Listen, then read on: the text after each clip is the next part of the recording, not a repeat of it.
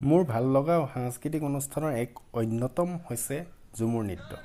ঝুমুৰ চোৱাৰ হেঁপাহ আৰু মাদলৰ তালে তালে যি নচাৰ আনন্দ ন, সঁচাকৈ মোক বৰ মোহিত কৰে।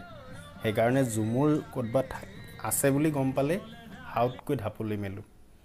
আৰু এইবাৰ সঁচাকৈ কৰম পূজাত বহুকেইটা কথা জানিব পাৰিলোঁ।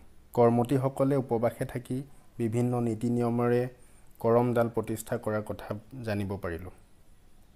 শুক্লা একাদশী তিথিত পৰম আৰাধ্য দেৱতাক স্মৰণ কৰি পূজা কৰাৰ কথা জানিব পাৰিলোঁ। কৰমৰ আকৌ বিভিন্ন ভাগো আছে।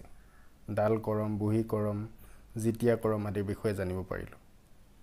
পূজাৰীয়ে কোৱা কৰ্মা আৰু ধৰ্মাৰ কাহিনীয়ে মোক বৰ আপ্লুত কৰিলে। যে কৰম ৰাজা কাৰ বেটা চিহ্নিতে না পাৰিস এটা, কৰম ৰাজা অযোধ্যা নগৰে আইজ কৰম দুনিয়া সংসাৰে। সঁচাকৈ প্ৰজন্মই ধৰি ৰাখিব হ'লে এইবোৰ কথা জনাটো অতি প্ৰয়োজন। বিশেষকৈ আধুনিকতাৰ প্ৰভাৱত বহুতৰে আজিকালি নিজৰ সংস্কৃতিৰ প্ৰতি আওকাণ দিয়া দেখিবলৈ পোৱা যায়।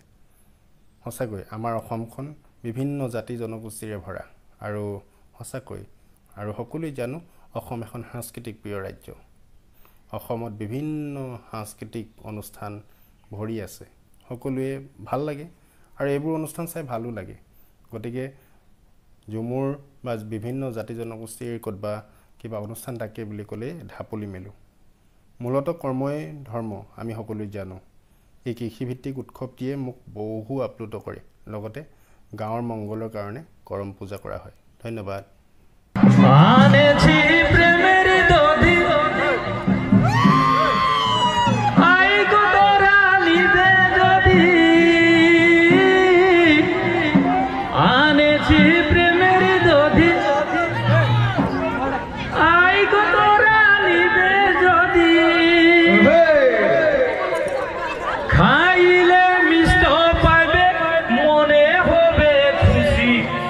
তোৰা দধি নিবে গো ভাঙ্গা মথুৰাবাসী, তোৰা দধি নিবে।